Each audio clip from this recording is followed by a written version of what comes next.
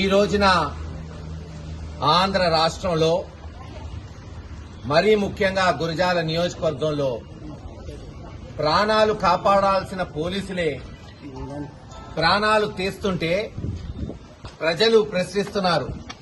ఇంత దిక్కుమాలిన ప్రభుత్వం ఇంకా ఎందుకుంది, ఎన్నాళ్ళు ఉంటుంది, ఎలా భరించాలి అని ఊహించండి. ఎక్కడన్నా గొడవలు జరిగితే గ్రామాల్లో రాజీలు చేయడం తప్పులేదు, చేయమని మేమే ప్రోత్సహిస్తాం. రాజీలు చేయండి, గొడవలు ఉండకూడదని. కానీ ఈరోజు ఏం జరుగుతుంది? దెబ్బ తిన్నవాళ్లు ఎవరి మీద అయితే అఘాయిత్యాలు జరిగినాయి, దారుణాలు జరిగినాయి, దాడులు జరిగినాయో వాళ్ళని పిలిపించి పోలీసులు బెదిరించి వాళ్ళని కొట్టి మళ్లీ మీ మీద కేసులు పెడతామని బెదిరిస్తూ చిత్రహింసలు చేస్తుంటే ఈ రోజున గురజాల నియోజకవర్గం మరి కొత్త గణేశ్పాడు గ్రామంలో గురవయ్య గారు ఆత్మహత్యకు పాల్పడ్డాడు. దేవుడి దయవల్ల ఈ రోజున ఆ గంగమ్మ దయవల్ల ప్రాణాలు కాపాడాయని డాక్టర్లు చెప్తున్నారు. ఇంకా 2-3 రోజులు వేచి చూడాలి, అప్పుడే ఏమీ చెప్పలేం. 2-3 రోజుల తర్వాత కానీ పక్కాగా చెప్పలేమంటున్నారు. దేవుడి దయవల్ల అతను బతకాలి, మంచి రోజులు వస్తాయి, ఓపిక పట్టండి కార్యకర్తలు చెప్తున్నాం. ఇంకెంత, ఇంక 2 ఏళ్లు, 2.5 సంవత్సరం అయిపోయింది. చివరి 6 నెలలు తీస్తే 2 సంవత్సరాలు. 2 సంవత్సరాల తర్వాత మీ ప్రభుత్వం వస్తుంది, మీ ప్రభుత్వం, ప్రజల ప్రభుత్వం. సరే, తప్పు చేసిన తెలుగుదేశం నాయకులకి ఏం చేయాలో ఆ రోజు చూపెడతాం.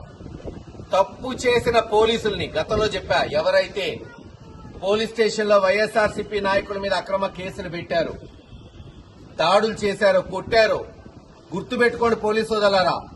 అదే పోలీస్ స్టేషన్ లో కంప్లైంట్లు పెట్టి అదే బొక్కలో అయిపోతే నేను జగన్మోహన్ రెడ్డి గారు ప్రతి ఒక్కరిని. ఈరోజేదో మీరు అనుకుంటున్నారు కొట్టాం, ట్రాన్స్ఫర్ అవుతాం, వెళ్ళిపోతాం అనుకుంటున్నారు. చూస్తారు, అండమాన్ అమెరికా పోయినా వదిలిపెట్టాం, తీసుకొస్తాం అదే పోలీస్ స్టేషన్ లో. అంత మాత్రాన్ని ఇప్పుడేవో మీరు కేసులు కట్టకపోతే ఎఫ్ఐఆర్లు బుక్ చేస్తే ఊరుకునే రకాలం కాదు. కోర్టుకు పోతున్నాం. మొన్న సూరి కేసు కోర్టులో వేసాం, ఈ కేసు కూడా కోర్టులో వేస్తాం. నిన్న డీఎస్పీ గారు అంటున్నారు ఏదో మామూలుగా పోలీస్ స్టేషన్ పిలిపించి 41 నోటీస్ ఇస్తే అంతే అంట. అక్కడ ఉన్న ఎస్ఐ చేసిన అంతే చేస్తే ఆత్మహత్య ఎందుకు చేసుకుంటాడు? ఎంతమందికి 41 నోటీసులు ఇవ్వట్లేదు, ఎంతమంది ఆత్మహత్యలు చేసుకుంటున్నారు? చేసుకోరు ఎవరు. దాడి చేస్తే, బూతులు తిడితే ఉండొచ్చు. ఒక పేపర్లో రాశారు, గొర్రెకాపర్ల అతనంట ఆత్మహత్య చేసుకోవాలి. గొర్రెకాపర్లోడికి ఆత్మాభిమానం ఉండదా? వాడేం లంచం తినట్లా, రెక్కల కష్టంతో బతుకుతున్నాడు అతను గురవయ్య.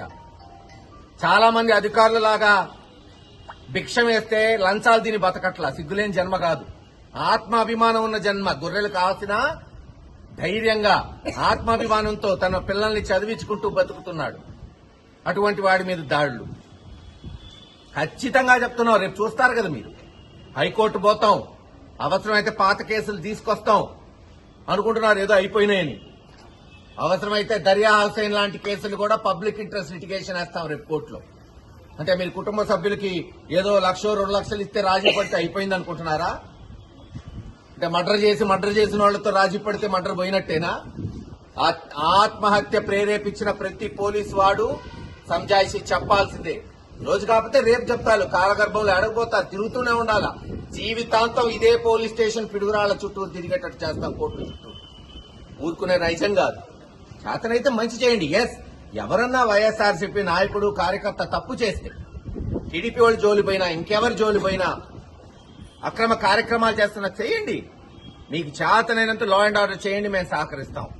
ఏదో మీ పొట్ట కోసం మీ మంచి పోలీస్ స్టేషన్ పోస్టింగ్లు తీసుకొని డబ్బులు తినాలని మా బిడ్డల జోలికి వస్తే రేపు చూస్తారుగా. గతంలా ఉండదు ఈసారి ప్రభుత్వం జగన్మోహన్ రెడ్డి గారు. ఎవరెవరైతే తప్పు చేశారో అది ఐపీఎస్లు కావచ్చు, సీఏలు కావచ్చు, ఎస్ఐలు కావచ్చు, బొక్కలో వేస్తారు. ఉద్యోగాలు పోతాయి, కుటుంబాలు నాశనం అవుతాయి.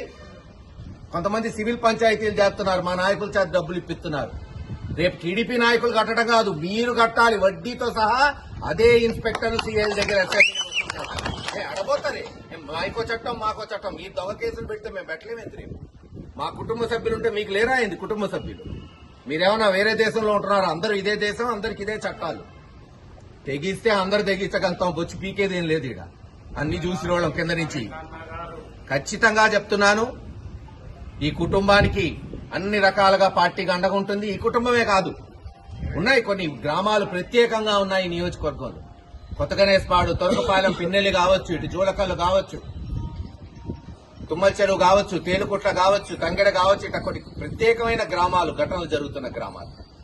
రేపు అధికారం వచ్చినాక వాళ్ళని స్పెషల్ గా చూడటం జరుగుతుంది, ప్రత్యేకంగా చూడటం జరుగుతుంది. అక్కడ జరిగిన ఘటనలని, చేసిన వాళ్ళని, చేయించిన వాళ్ళని, వంత బలికిన పోలీసుల్ని చూస్తారు కదా. ఈసారి అభివృద్ధి కన్నా ముందు, అభివృద్ధి బ్రహ్మాండంగా చేశాం, ఈసారి అభివృద్ధి కన్నా ముందు ఈ ఘటనలు జరిగిన వాళ్ళకు కూడా తెలియజేయాలి బాధ అంటే ఏందో, నొప్పి అంటే ఏందో. పాపం అబ్బాగ్యులు గతంలో చూసాం, అదే గ్రామంలో ఆడపడుచుల మీద పాపం రోజంతా రాత్రిరంతా కనీసం టాయిలెట్లు పోనీయకుండా చేసిన ఘటనలు. దీనికాయ ప్రభుత్వాలు దిక్కుమాలిన ప్రభుత్వం. ఏముంది గురజాల్లో సాధించింది 2.5 సంవత్సరాల్లో? 7 కలుషిత నీరు దాగి చనిపోయారు వచ్చిన 6 నెలల్లోనే. తెలుగుదేశం ప్రభుత్వం వచ్చిన 6 నెలల్లోనే. కనీసం ఎమ్మెల్యే ఎరపతినాయక శ్రీనివాసరావు వాళ్ళని ఆదుకున్నాడా? ఓ 5,000 10,000 ఇచ్చి పేపర్లో ఇప్పించుకుంటాడు, చావుతాడంతా. 7 చనిపోతే కనీసం వాళ్ళని ఆదుకున్న ఘటనలున్నాయా? ప్రభుత్వం నుంచి ఏమైనా ఇచ్చారా ఇప్పటి వరకు? అంజనాపురం లేదు, ఇక్కడ బీసీ కాలనీలో 7 చనిపోయారు కలుషిత నీళ్లు దాగి, డయేరియా వచ్చి. 2 చల్లగుడిపాడులో బీసీలు మర్డర్ అయ్యారు. ఒక ఎస్సీ సాలమన్ పిన్నెల్లో మర్డర్ అయ్యింది. ఓ వ్యక్తి, మైనారిటీ వ్యక్తి ఆత్మహత్య చేసుకున్నాడు పిడుగురాళ్లో పోలీసులు దెబ్బకి. అతనికి 5 లక్షలో 10 లక్షలో ఇచ్చి రాజీ చేశారు, భార్యని పిల్లల్ని బెదిరించి. పాప పిల్లలు యూకేలో చదువుతారంట, అది వీళ్ళ ప్రతాపం. కుటుంబాన్ని ఆదుకోవటం కాదు, వాళ్ళని బెదిరించి వాళ్ళకి 2-3 లక్షలు ఇచ్చి రాజీ చేయటం ఈ ప్రభుత్వం ఒక గొప్పతనం. ఇది 3వ ఘటన ఆత్మహత్యకి. 2 పిడుగురాళ్లలో, జ్యోతి అనే 6 వయసుల ఆడబిడ్డ, సూరి అనే ఎస్సీ కౌన్సిలరు, ఈ రోజు బీసీ వ్యక్తి. చూస్తారు కదా, రేపు పోలీసులు చూస్తారు వీటన్నిటికీ ఎలా తీసుకొస్తాం, ఎలా కేసులు ఫైల్ చేస్తాం, ఎలా ఫైట్ చేస్తాం. ఒకటే మా ప్రయత్నం, మరోసారి ఇటువంటి ఘటనలు జరగకూడదు. రేపు తప్పు చేసిన పోలీసులు శిక్ష పడితే రేపు ఇంకోటి వచ్చినా భయం ఉండాలి. చేయండి తప్పు, ఇందాక చెప్పినట్టు ఎవరైనా మా వాళ్ళని తప్పు చేస్తే శిక్షించండి, తప్పే లేదు, మేమే సహకరిస్తాం, అప్పచెప్తాం, తాట తీయండి అంటున్నా. కానీ మీరేదో మీ పొట్టకుటి కోసం గురజాల గల్లీ గల్లీలో గంజాయి అమ్ముకుంటున్నాడు, ఒక్కడన్నా పట్టుకున్నారు ఈ పోలీసులు?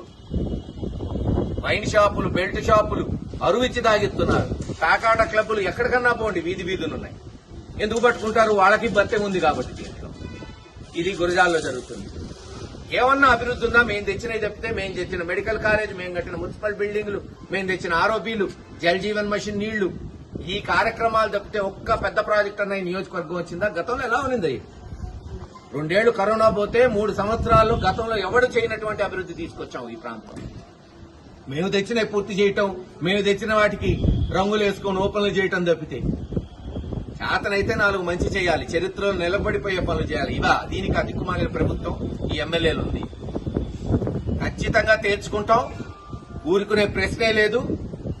అసలు తెలుగుదేశంతో మా పోరాటం లేదు. ప్రజలు ఎప్పుడు ఎత్తేశారు వాళ్ళ జెండా. ఒక్కొక్కళ్ళు కూడా ఇంటికి పోయి ఓటు అడిగే హక్కు లేదు. ఇంటికి పోతే 1500 ఎప్పుడు ఇస్తావు, 3000 నిరుద్యోగ భృతి ఎప్పుడు ఇస్తావు, సిలిండర్ ఎప్పుడు ఇస్తావు అనేటట్టున్నారు. మా పోరాటం పోలీసులతో తప్పకుండా వీధి పోరాటాలు చేస్తాం, ఎంత దూరమైనా పోతాం.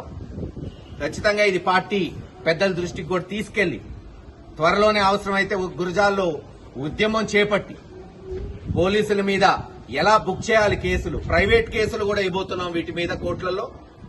తాడో పేడో తీర్చుకోవడానికి అందరు సమాయత్తం ఉన్నాం. అయితే ఒకళ్ళు పెడతారు, 2 పెడతారు. వైఎస్ఆర్సీపీ కుటుంబమే ఇక్కడ 40-50 వేల మందిని ఎంతమంది పెడతారో రేపు పోలీస్ స్టేషన్లో కూడా తేల్చుకుంటామని తెలియజేసుకుంటూ సెలవు తీసుకుంటాం.